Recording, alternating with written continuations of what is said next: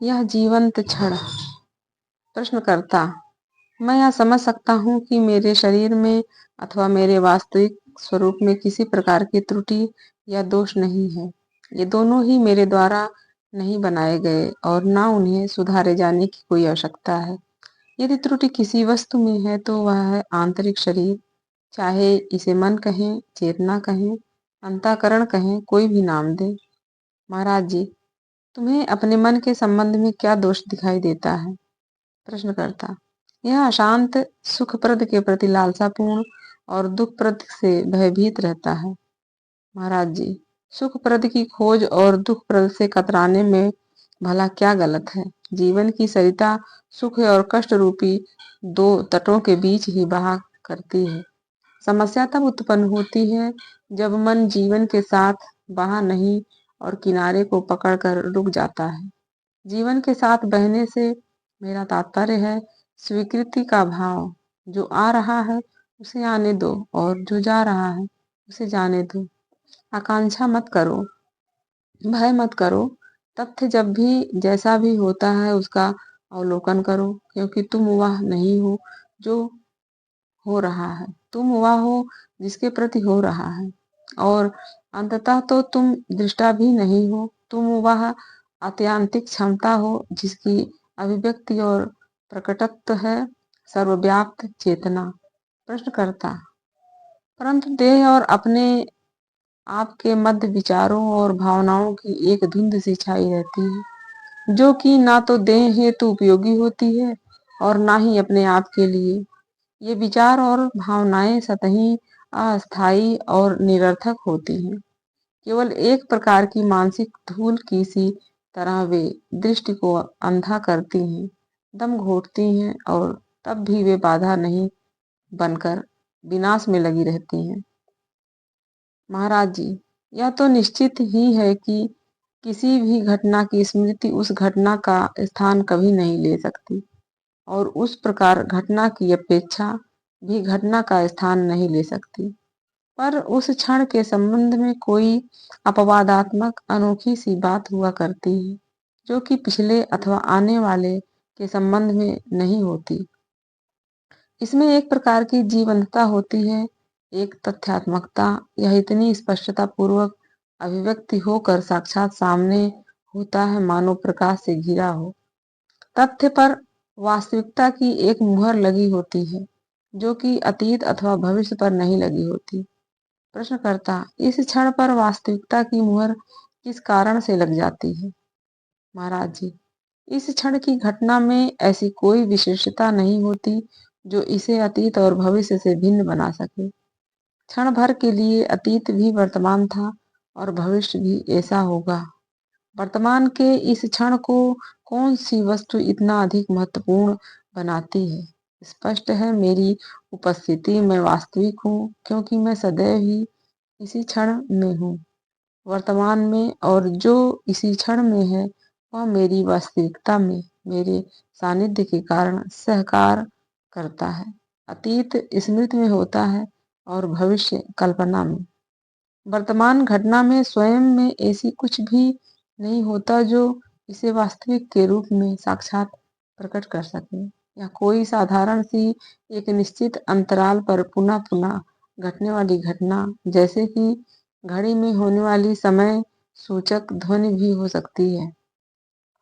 हम जानते हैं कि क्रम से 2 बार हो रही टन की आवाज, बल्कि ध्वनि बिल्कुल एक सी है, परंतु वर्तमान में जिस क्षण में टन की अनुभूति हो रही है वह पिछली की स्मृति और आने वाले की कल्पना से एकदम भिन्न है।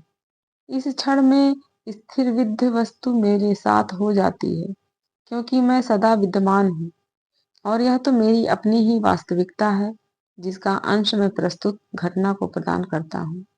प्रश्नकर्ता: परंतु स्मृति की वस्तुओं से हम इस प्रकार व्यवहार करते हैं मानो कि वे वास्तव में हो। महाराज जी कहते हैं, स्मृतियों पर भी हम तभी ध्यान देते हैं जब वे वर्तमान में आती हैं।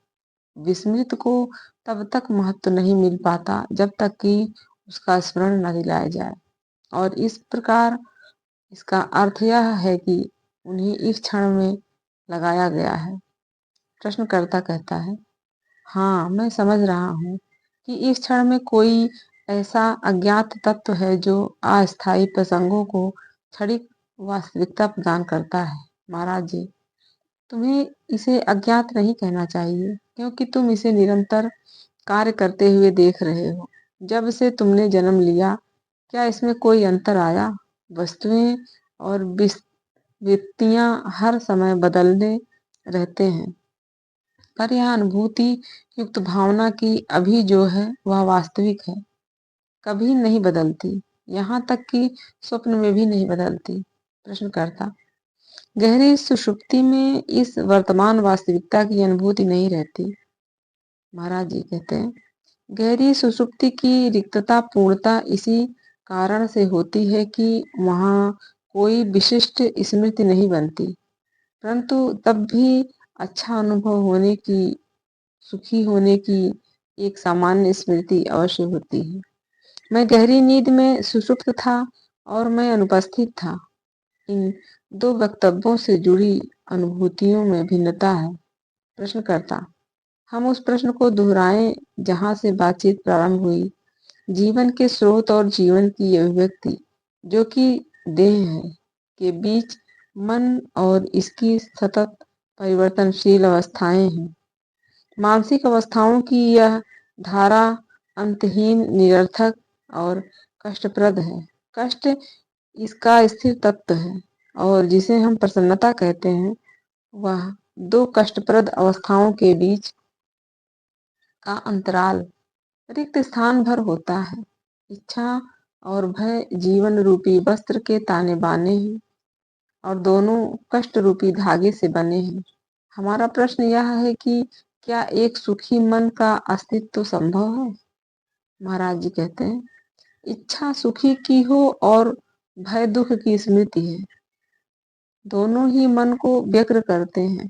कष्ट की धारा में सुख के क्षण बस बीच में स्थित रिक्त स्थानों से होते हैं। ऐसी स्थिति में मन सुखी कैसे हो सकता है? प्रश्नकर्ता, यह तब तो सत्य होता है जब हम खुशी की इच्छा और भय की आशंका से बंधे हुए हों, परंतु हर्ष के अप्रत्याशित क्षण भी होते हैं, शुद्ध उल्लास के, जिसे इच्छा ने दूषित नहीं किया, जिनके लिए भागदौड़ नहीं की, पात्रता अर्जित नहीं की, ईश्वर प्रदत्त उल्लास के क्षण। महाराज जी, तो भी यह उल्लास भी कष्ट की पृष्ठभूमि के संदर्भ से ही उल्लास अथवा हर्ष होता है। प्रश्नकर्ता, यह कष्ट तो विश्वव्यापी है अथवा केवल मानसिक? महाराज जी कहते हैं, जगत विश्व अपने आप में परिपूर्ण है, और जहाँ परिपूर्णता है, जहाँ कोई अभाव नहीं, वहाँ कष्ट का क्या कारण हो सकता है? कौन पीड़ा दे सकता है? विश्व, प्रश्नकर्ता कहता है, विश्व अपने आप में बिल्कुल परिपूर्ण हो, पर अपने विस्तार में तो यह पूर्ण ही है। महाराज जी कहते हैं, जब हम पूर्ण के एक अंश को पूर्ण के संदर्भ में देखते हैं, तो यह पूर्ण ही होता है। केवल तभी इसे हम पृथक रूप से देखते हैं तो यह अभावग्रस्त हो जाता है और पीड़ा को आमंत्रित करता है। इस पृथकत्व का क्या कारण संभव है? प्रश्नकर्ता कहता है, निश्चित ही इस पृथकत्व का कारण मन की सीमितताएं ही हैं। एक अंश को मन पूर्ण की तरह इसके संदर्भ में देख पाने में अक्षम होता है। महाराज जी, इतना समझ पाना पर्याप्त है। विभाजन और विरोध मन की तो यही प्रकृति होती है। क्या ऐसे किसी अन्य मन की विद्यमानता संभव है जो खंडों को परस्पर संयुक्त करे, प्रीति पूर्णता लाए, जो खंड में पूर्ण को देख पाए और खंड को पूर्ण से पूरी तरह संबंधित देख सके? प्रश्नकर्ता कहता, इस अन्य मन की खोज कहाँ करें? महाराज जी कहते हैं, सीमित करने वाले विभाजन और विरोध की प्रकृति वाले मन से परे हटकर। मन की जिन गतिविधियों को जिस रूप में हम जानते हैं, उसकी परिसमाप्ति में जब इसका अंत होता है तो वह मन अस्तित्व में आता है। प्रश्नकर्ता कहता, क्या उस समय मन में हर्ष विषाद की समस्या का उठना बंद हो जाता है? महाराज जी कहते हैं, उस प्रकार नहीं जैसा कि हम उन्हें वांछित या अवांछित के रूप में जानते हैं।